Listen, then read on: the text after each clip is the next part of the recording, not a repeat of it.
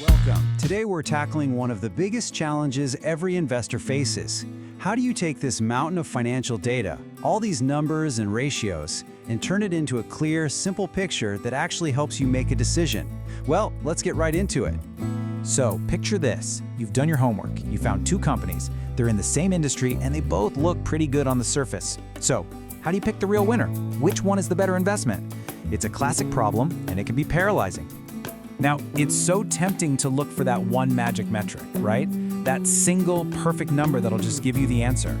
But here's the thing. The real secret isn't a number at all, it's a framework.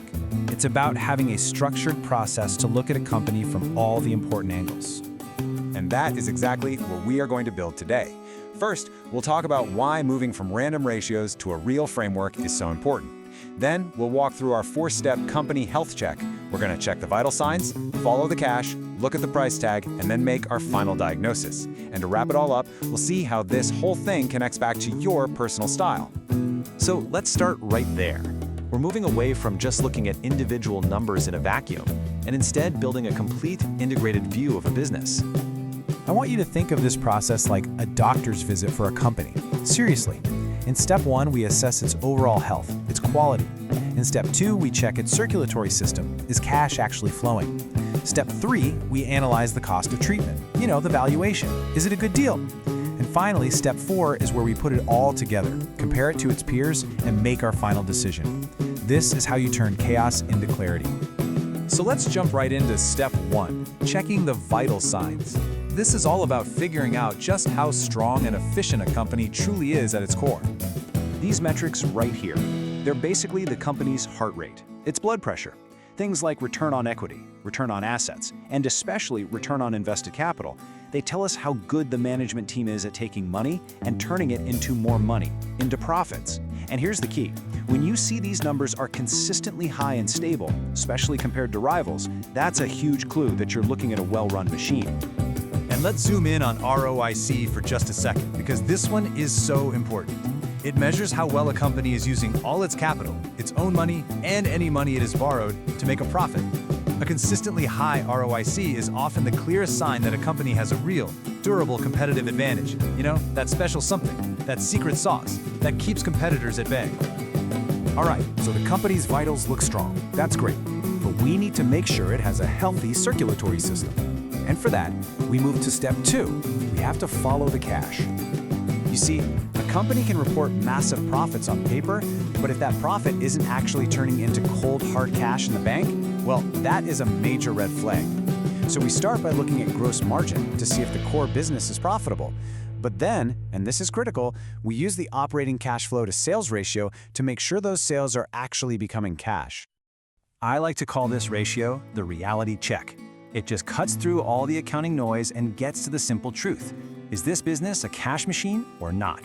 A truly high-quality company doesn't just have nice-looking profits. It has fantastic cash conversion. That's what we are looking for. Okay, so we found a high-quality company. It's gushing cash. This is fantastic. But this brings us to the million-dollar question in step 3.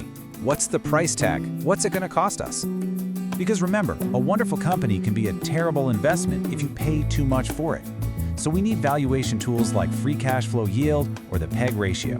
These help us understand how the market is feeling about the company and whether we're getting a fair deal for all that quality and growth we just identified.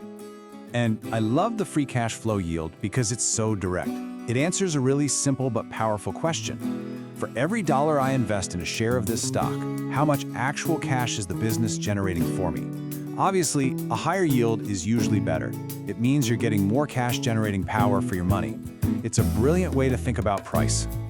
So, we've checked the vitals, we've followed the cash, we've looked at the price tag. Now it's time to put it all together. Welcome to step 4, the final diagnosis.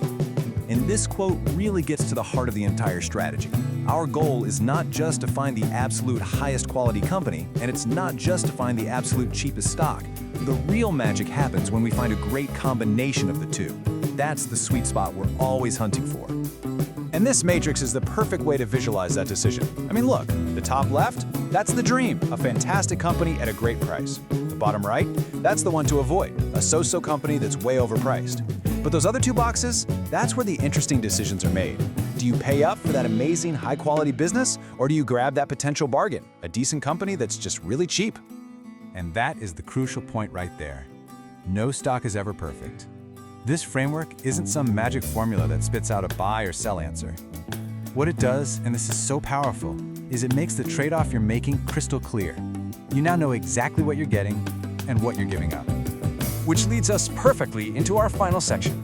Because at the end of the day, the best choice, well, that depends entirely on you. Your investment style matters a lot.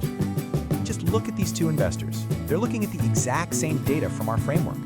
The growth investor says, you know what? I want the best of the best, that high-quality gem, and I'm willing to pay a premium to own it. But the value investor looks at the same info and says, I'd rather get a bargain. I'm okay with a slightly less amazing company if it means I can buy it for a much cheaper price. See? Neither one is right or wrong. They just have different priorities. And that's the real beauty of this process. The framework doesn't make the decision for you. It gives you the objective evidence, the clear picture, so that you can make a conscious decision that aligns perfectly with your goals and your strategy. It puts you in the driver's seat. So there you have it, a practical, 4-step framework to cut through all the noise and compare companies like a pro. You now have the tools to check for quality, follow the cash, analyze the price, and understand the trade-offs, which really just leaves one final big question. Now that you have the framework, what kind of investor will you be?